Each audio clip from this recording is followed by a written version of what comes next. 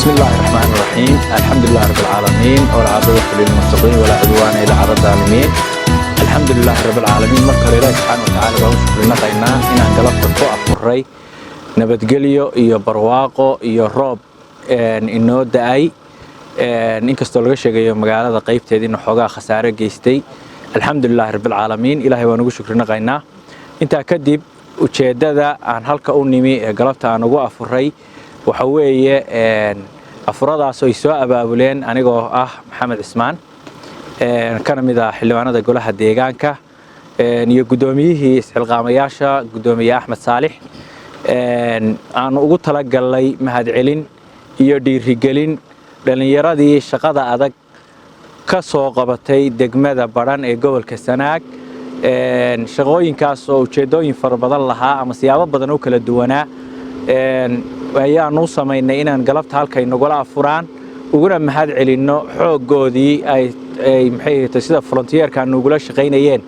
isgarabtaagii ay u gurmadeen walaalahooda Qardho dhibtii daadadkii fatahaadii kaga dhacday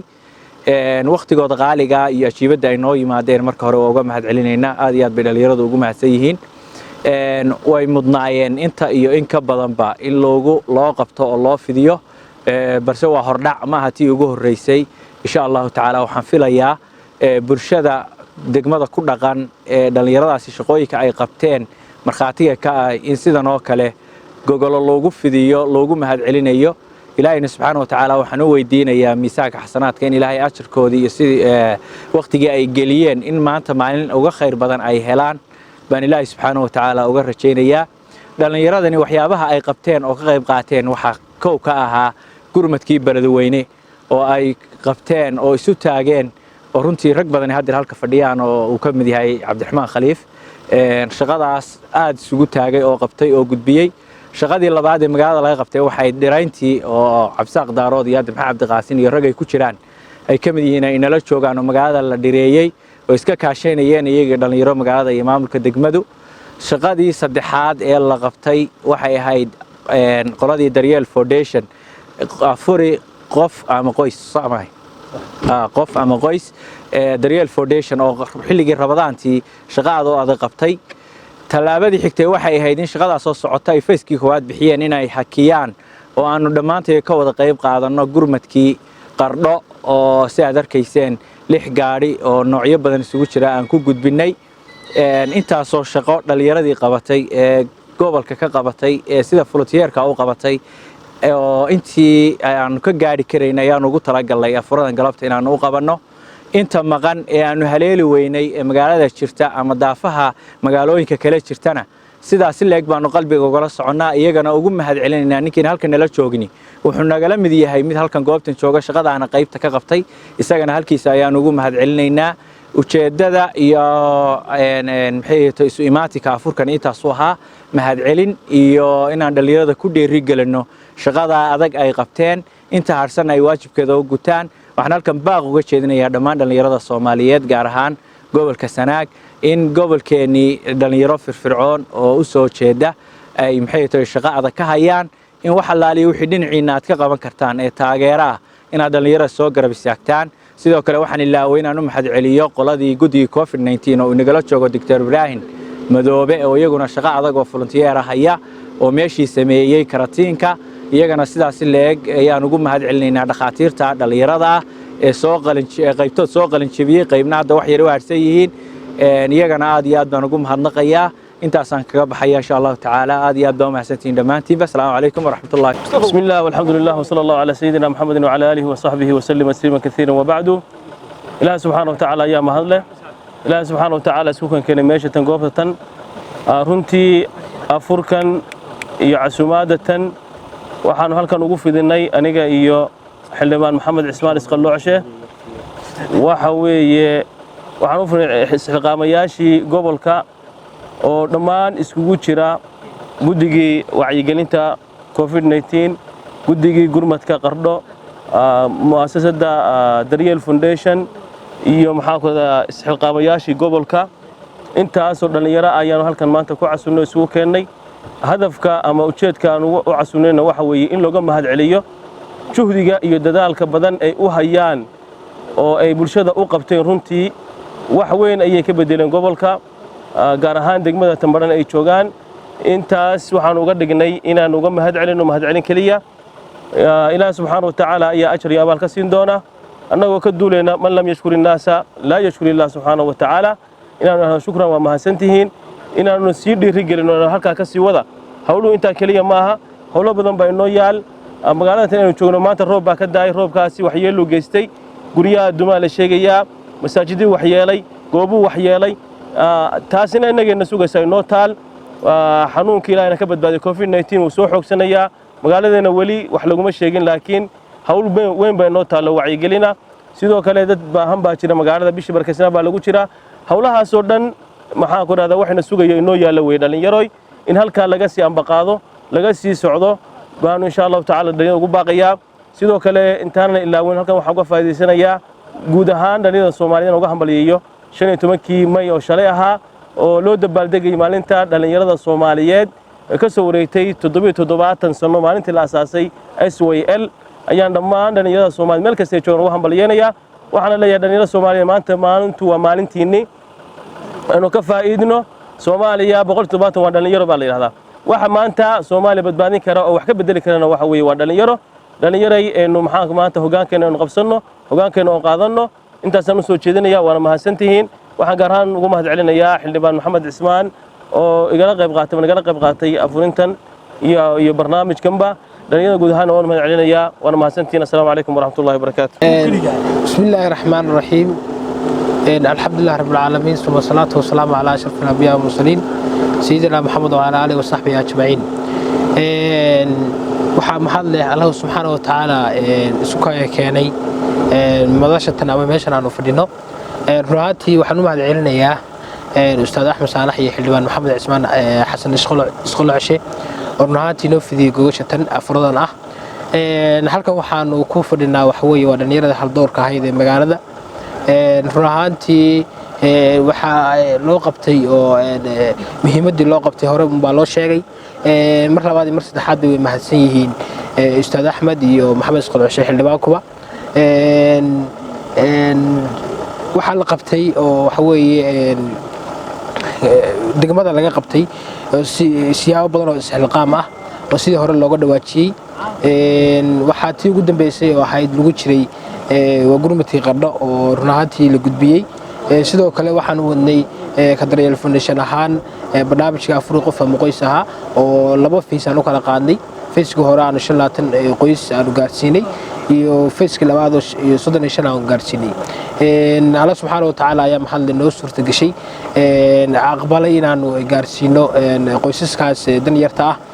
sidoo kale dadkii naga qayb qaatay oo ka dhalinyaro ahaan haday tahay maxaa yiraahday barnaamijka inta badan oo ahayd si isxilqaan ah oo dhalinyaradu ay isku xilqaamaysay ay maxaa yiraahday iyagu laftigooda ay caadahan isku xilqaameen sidoo kale dadyoogii dhalinyarada ahaa ee kala duwanaa ee ka qayb qaatay barnaamijka aad baan u mahadcelinaynaa way mahadsan yihiin mar labaad iyo saddexaad baa labadan mas'uul oo loo qabtay gogosha noo fidiyay afurka ah waxaan rabaa inaan kaga faa'iideysto madashatan waxaan rabaa inaanu Kardaryeel Foundation ahaan aanu bilowno wajigii saddexaad ee ciidsiinta agoonta ahayd runtii aanu laba fiisan ka soo gudbinay ahaa afur qof ama qoys aanu gudbi doono fiiska saddexaad oo ahaa ciidsiintii waxaan anagu ka faa'iideysanayaa madashatan aan aad ugu baaqayaa in ay naga soo qayb qaataan fiiska saddexaad oo ciidsiinta agoonta sidoo kale isxilqaan badan baa waxay ka jiraan magaalada ka jira waan u madcelinayaa oo waxa weeye director magaalada oo kale Cabdirasaaq oo kale iyo teamkiisii sidoo kale maxaa la yiraahdaa isxilqaamayaashii gurmadkii qardho iyo tiibal weynaba sidoo kale u taagan mar walba u taagan wixii gobolka ku soo kordha ama waxa weeye mar walba iyagu ay dhabarka u ritaan gobolka sharaftiisa degmada sharafteeda intaba mar labaad mar saddexaad ba isxilqaamayaasha aad baan ugu mahadcelinayaa بسم الله الرحمن الرحيم الحمد لله رب العالمين وبه نستعين على أمور الدنيا والدين صلى الله على سيدنا ونبينا محمد وعلى آله وصحبه وسلم تسليما أولا السلام عليكم ورحمة الله تعالى وبركاته أقاسمها لانتا السعودالك دقمة بران حلبان محمد عثمان يقدمي أسحوقا مياشا أستاذ أحمد صالح iyo dhammaan akhyaarta sharafta leh ee walaalahay ee garbahayga fadhiya aad iyo aad ayaan idiin salaamayaa waxaan ka mahad celinayaa awalan marka hore afuradan iyo casho sharaftan ay noo fidiyeen aad iyo aad baa ugu mahad celinayaa xildhibaan maxamed cismaan oo runtii ahaa mar walba qof ag taagan dhallinyarada oo dhiirigeliya shaqo walba oo baranna laga qabanayo dhallinyaradu shaqo walba oo dhallinyaradu qabanaysa magaalada baranna garab siiya oo dhiirigelin u taagan habeen iyo maalinba aad iyo aad ayaan uga mahad celinayaa run ahaantii waa galab wanaagsan oo farxad iyo qiimo noo leh waa 24 bisha Ramadaan inaan iskugu nimaano oo lanagu dhiirigeliyo shaqadii wanaagsaneed ee Ilaahay dartii aan u wada qabanaynay taas waxaynu ka qaadanaynaa inaynu sii laba jibaarno shaqooyinka kale oo la mid ahna inaan sii dardargelino marka insha Allah taala waxaanu camalkana wanaagsanayno qabanayno waxa Ilaahay subhanahu wa ta'ala ka rajaynaynaa inuu inagu kulmiyo maalin amaad uga baahi badannahay jannadiisa oo ah maalintii qiyaame marka insha Allah taala dhalinyarada waxaan ugu baaqayaa oo faraya inaan wixii wanaagsan aan isku kaashano wixii xumaanana sidaan uga reebi lahayn dadka uga nahyi lahayna aan gacmaha isku qabsano oo jazaakumullahu khayra assalamu alaykum warahmatullahi wabarakatuh ilaahay baa mahad subhanahu wa ta'ala marka koowaad halkan keenay suu keenay iyadoo ahayd galab maxaan ku yiraahdaa Ramadaan ee halka ku afurnay runtii waxaan u mahad celinayaa marka labaad xildhibaan maxamed cismaan iyo gudoomiye Axmed Saalax iyo dhammaan xubnaha dhalinyarada runtii mar walba u taagan wanaaga mar walba u taagan inay u gargaaraan cidii dhibaataysan waxaan leeyahay Ilaahay subhanahu wa ta'ala idinka abaal mariyo iyadoo waliba lagu jiray bishii barakaysnayd ayay waxay ka shaqeynayeen inay walaalahooda dhibaatadu gaartay oo reer Qardhood inay u soo jeedaan 24 saac habeen iyo maalinba shaqeeyaan waxaan leeyahay abaalkiina cidda kaliya oo gudi karta waa Ilaahay subhanahu wa ta'ala waxaan idinka baryayaa Ilaahay subhanahu wa ta'ala inuu idinka abaal mariyo iyagana waxaan leenahay walaalaheena dhammaan inta dhibaataysan in Ilaahay subhanahu wa ta'ala dhibaatada uu ka saaro runtii sida maxaan ku yiraahdaa saaxiibadeedii hore ay sheegeen galabta waxa ay roob alxamdulillah laakiin magaalada